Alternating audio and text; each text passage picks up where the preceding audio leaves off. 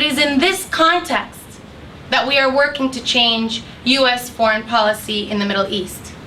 In a condition where Palestinian victimhood is not only hard to imagine, but insisting upon it can be considered offensive and even anti-Semitic.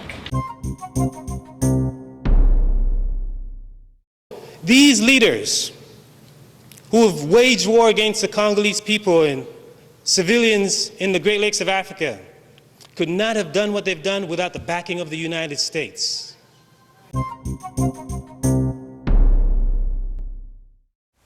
Hello, my name is Stanley Heller. Welcome to The Struggle. The Struggle is shown on 21 cable stations from Vermont to New York City, on the internet at thestruggle.org. We begin with Palestinian-American lawyer Noura Erakat talking about a trip she helped lead to Palestine and the very different attitudes and rights of settlers and Palestinians. Then we hear from former governor and senator of Connecticut, Lowell Weicker. He spoke at this year's Tree of Life conference in Old Lyme, Connecticut. You'll hear some amazing statements from a mainline political leader who at one time had a 100% rating from the Israel lobby. We feature a talk given at Black Agenda Report at their annual celebration in New York. It's about a country in Africa that suffered immense numbers of deaths in the last few decades. Not Rwanda, the Congo. We begin in Washington, D.C. with Noura Erakat as she spoke at the organizers' conference of the U.S. campaign to end the Israeli occupation. This summer, I had the honor of co-leading an interfaith peace builders delegation with Josh Rubner, and I see Emily in the room, and Mike, who continue to lead this wonderful effort. But I had the honor of co-leading the IFPB delegation with Josh, and we met with David Wilder, the head of the Hebron Settlement Council, who is a U.S.-born Jewish man from Cleveland. Hebron, for those of you who do not know, is the site of the most extreme forms of tangible violence. The settler movement began to colonize it in 1967 in what they regard explicitly as their homecoming. They are ideologically motivated and more committed to being on the land which they believe belongs to them by divine decree than they are committed to the idea of Israel. Unlike other settlements that are built on Palestinian hilltops to facilitate the surveillance and control of the Palestinian population, the settler community in Hebron is built in the middle of the city. It forms a donut hole that geographically, socially, and economically fragments the entire city. In response to a question about Baruch Goldstein, the Israeli settler who killed 29 Palestinians as they prayed in the Ibrahimi Mosque in 1994, David explained, quote, "You can count on one, maybe two hands, the Jews who have used violence that was not in self-defense." Another delegate asked him about the culture of fear within Israeli society. And David, who wore a pistol on his hip, which Josh kept referring to as his Glock, responded, quote, "We don't live in a culture of fear. Everywhere we go, we're marked where someone wants to kill us. There are people who still want to wipe us out, and we cannot depend on anyone else to protect us." He then proposes that the parents of Palestinian children who throw stones be deported to Lebanon. In contrast, Isa Amro, a Palestinian youth leader of Youth Against Settlements, does not have an international force, does not have a pistol or a Glock or anyone to protect him. Settlers physically assault, spit on, and expose themselves to Palestinians in Hebron as Israeli soldiers watch on. They intervene only when Palestinians move to defend themselves, and in those instances, arrest the Palestinians. Isa comments, I am a nonviolent activist, but I believe in defending myself. The problem is that I cannot. Under military law, Isa explains he is guilty until he can prove otherwise, while all the Israeli settlers are innocent until they are proven guilty. Isa is not eligible to be a victim, and Isa is not eligible to exercise self-defense. He cannot experience a reasonable fear because he is always a looming threat. For his incontrovertible characteristics, amongst Americans, and certainly those concentrated here in the Beltway, only David's fear is reasonable. And it is in this context that we are working to change U.S. foreign policy in the Middle East, in a condition where Palestinian victimhood is not only hard to imagine, but insisting upon it can be considered offensive and even anti-Semitic. During Operation Pillar of Cloud, which is way too kind a name for the 8-day pummeling of Gaza yet again in November 2012, the Washington Post ran an image of Jihad Mashrawi, a BBC journalist who was mourning the death of his 11-month-old son, on the front page. Then Israeli Ambassador Michael Oren declared that the portrayal of Palestinian suffering was part of Hamas's media strategy against Israel, and therefore constitutive of an existential threat to the state. What is so threatening about the photo is its universalization of suffering. In the instance of mourning captured in that photo, not only are Palestinians able to be victims, but in that moment their suffering is equal to that of Israelis. And the proposition, according to Ambassador Oren and others, is no less than an existential threat to the state. Now to the remarks of Lowell Weicker. He was senator from Connecticut from 1971 to 1989 and was elected as a term for governor in 1992. He was known as a maverick, particularly on South Africa, though he never touched the Israeli question. The very fact that he spoke at the Tree of Life conference, which has been devoted for a decade to bringing justice to Palestinians and peace and freedom to Israelis and Palestinians, is quite significant. Listen to him trash the apartheid wall and talk about the influence the lobby once had upon him. When I think of Israelis, Palestinians, and today's wall, I'm reminded of yesterday's East German wall. And when that obstruction came down, I remember an America that stood up and cheered. What then is the difference between that wall and the one that stands as an abomination in the Holy Land today?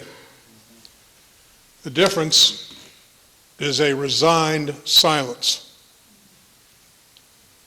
It is one thing for a nation to defend itself against nonstop murderous sallies, as was the case in the early times of Israel.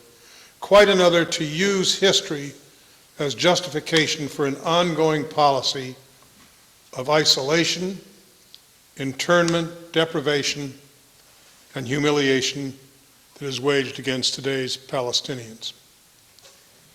That said, I'm not unmindful that travesties still occur on both sides.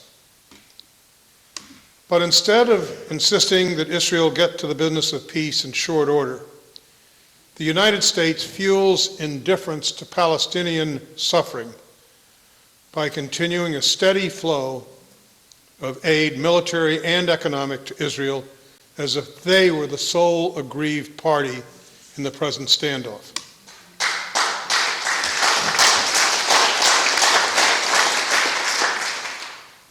And here comes the tough part for me as far as this matter is concerned. The United States Congress passed, that included me, and present, has been successfully lobbied to close its eyes to the travesty that consumes the Holy Land. Such lobbying has taken the form of hundreds of millions of dollars in campaign contributions, all the while recipients being rated on their loyalty to Israel, and mine was rated at 100%. I believe that the time has come to treat both sides equally as to economic aid, dollar for dollar. And the quid pro quo, the wall comes down. Considering Israel's solitary position in the broader Middle East, military aid is another matter. No one can contemplate cruelty and enslavement better than the Jewish people. No one has had such vast atrocities visited upon them throughout history. And that is all the more reason that history should now record the most maligned as becoming the most tolerant, much in the same manner as Nelson Mandela after his release from Robben Island. Not once did he demand revenge for his jailers of 20+ years. This matter, as has been referred to in my biography, I was very close to, having been arrested on the lawn of the South African Embassy.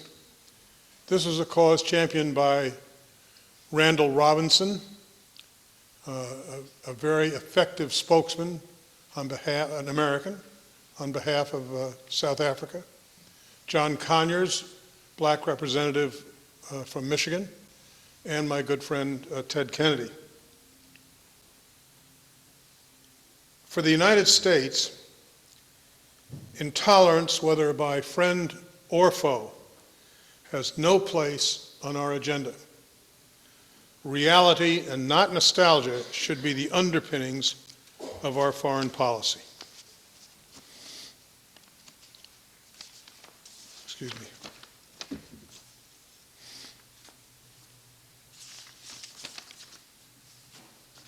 I'm a little slow because I do want to stick to my text, because this is a very dangerous ground we're treading on, and I want to be precise in what I say.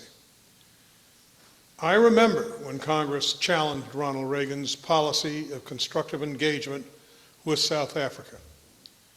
That policy tacitly endured the existence of apartheid. When Congress pushed back, and the pushback came in the form of an override of a Reagan veto. When Congress pushed back, apartheid quickly collapsed, and Nelson Mandela became president of South Africa. It was my honor, as being the only elected Republican, that attended his inauguration in South Africa. And what a day it was. But I want to say this, that you should be proud as Americans that the pushback came from this country and your Congress, and it goes to show what can be done by Congress when it sets its mind to doing constructive matters of legislation. Now to the complete talk by Maurice Carney, director of the Friends of the Congo. It's a pleasure being here with you tonight. Truly humbled for the opportunity. I want to thank Glenn and Nellie, Brother Bruce, and all the Black Agenda team. The opportunity that Glenn is providing, these few minutes to speak to you, is emblematic of the platform he has provided Friends of Congo over the years on the Black Agenda Report. And really want to thank him for that, and thank Black Agenda Report for that. The Democratic Republic of the Congo. Why does Congo matter?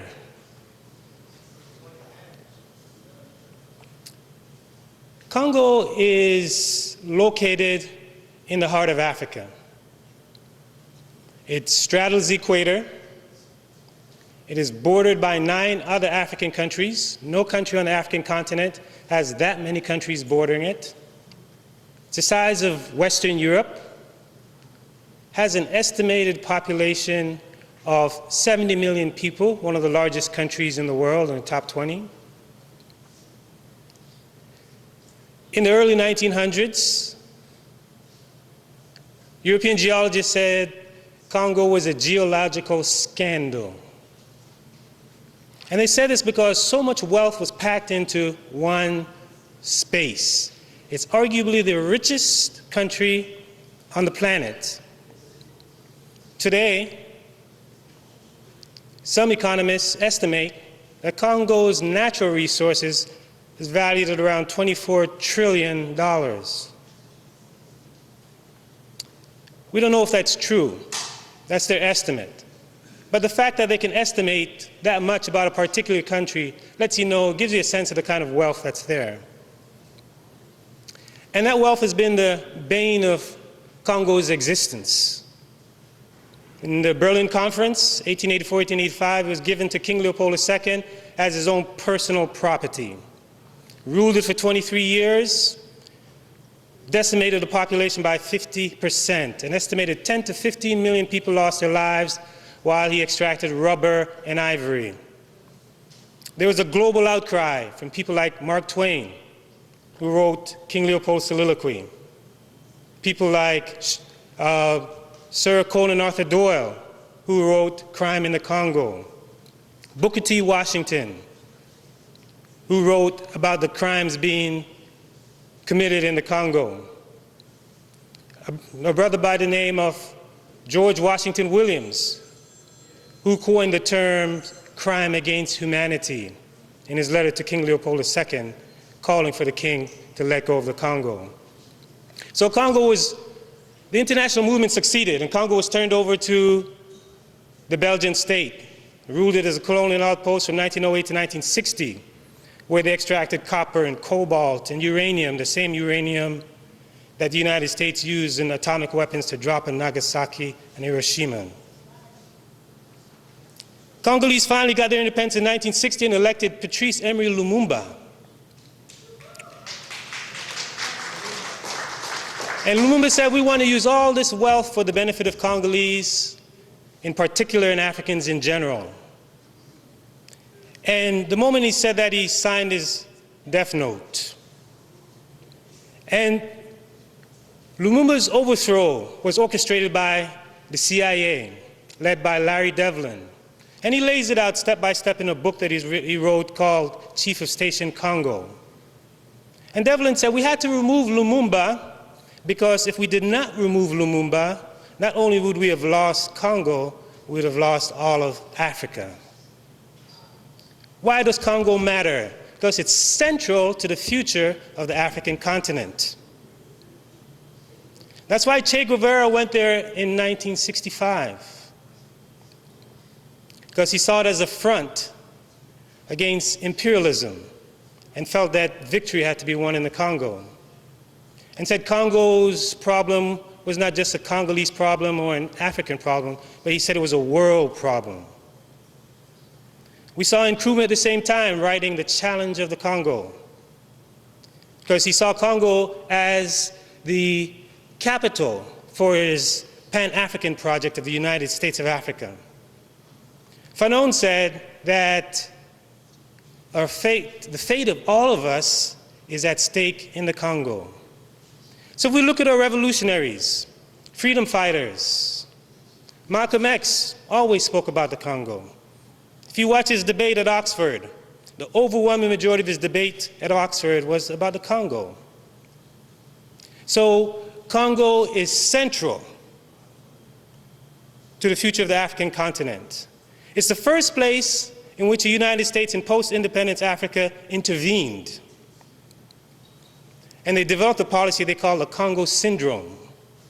And that policy has been applied throughout the African continent. And that the Congo has been destabilized since its inception.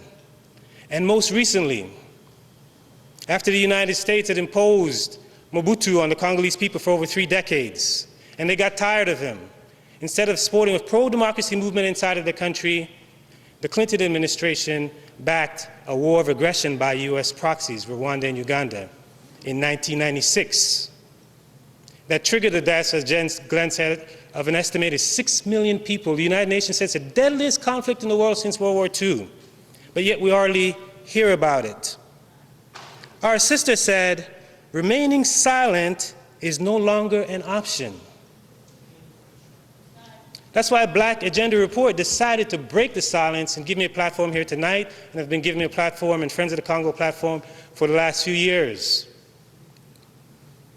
Those proxies of the United States that invaded the Congo, led by Paul Kagame of Rwanda and Yoweri Museveni of Uganda, Bill Clinton, Madeleine Albright, Susan Rice, who was then Assistant Secretary of State for African Affairs, dubbed these leaders the new breed of African leaders, Renaissance leaders.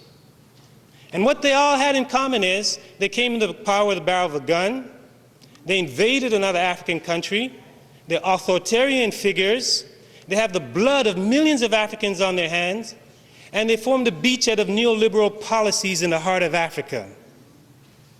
You're going to find Kagame at Davos next to Bill Clinton and Tony Blair, not at the World Social Forum. So these leaders who have waged war against the Congolese people and civilians in the Great Lakes of Africa could not have done what they've done without the backing of the United States. The United States has provided them with arms, provided them with training, military equipment, financing, intelligence, and when their crimes are brought up at the international level and accountability is called for, the United States runs interference and provides them with diplomatic and political cover. So those crimes that are being committed in the Congo could not be committed without the backing of the United States and the protection of their allies, Rwanda and Uganda. That's why I gotta give props to Vijay Prashad, who recently wrote an article comparing Gaza to Congo. Because the same protection that the United States gives to Israel in its actions in Palestine is the same protection it gives to Rwanda and Uganda in their actions in the Congo. So why does Congo matter? Because it's trapped in the battle, in a geostrategic battle for natural resources. Its coltan is vital to precision instruments in fighter jets, night vision goggles that the United States military uses. Its cobalt is key for the US aerospace and military industries. Uranium, I've already stated. It's a storehouse of strategic minerals that are vital to major industries in the West, whether we're talking about the technology industry, electronics industry, automotive industry, jewelry industry. Congo has the minerals that are vital to those industries. So that's why Congo matters. President Obama, when he was senator, he understood this to some degree. He passed a law.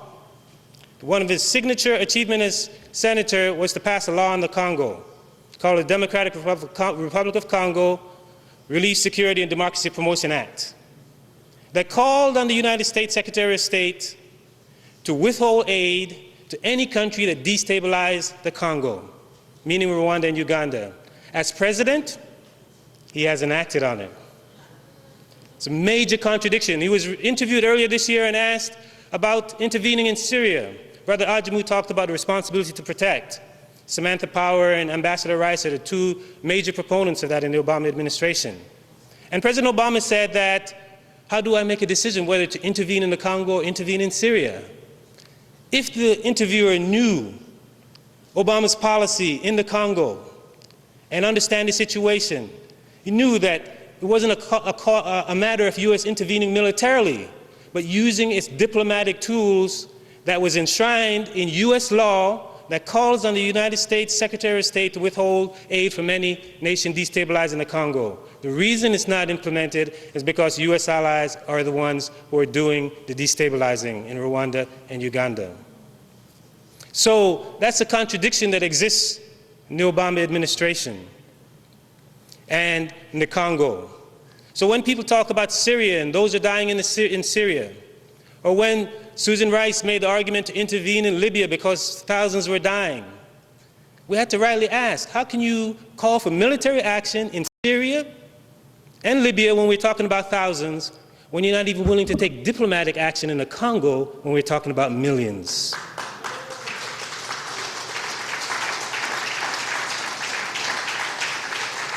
So the responsibility to protect Congo is center. If we're talking about the deadliest conflict in the world since World War II, we take Afghanistan, Iraq, Sudan, Bosnia, put them all together, Rwanda genocide, they do not match the deaths that occurred in the Congo. So we're talking about human life. And our response to the Congo and the millions of lives lost says our response to that says how much we value black life, how much we value African life, how much we value human life. We're silent because we don't value those black lives. So breaking your silence is a way of demonstrating value for black life. And Black Agenda values black life, values African life, values human life. And that's why they provided this platform. And I'm grateful and thank you for this opportunity and for being here today. That's our program for today. See you next week at this time. I'm Stanley Heller, and this is The Struggle.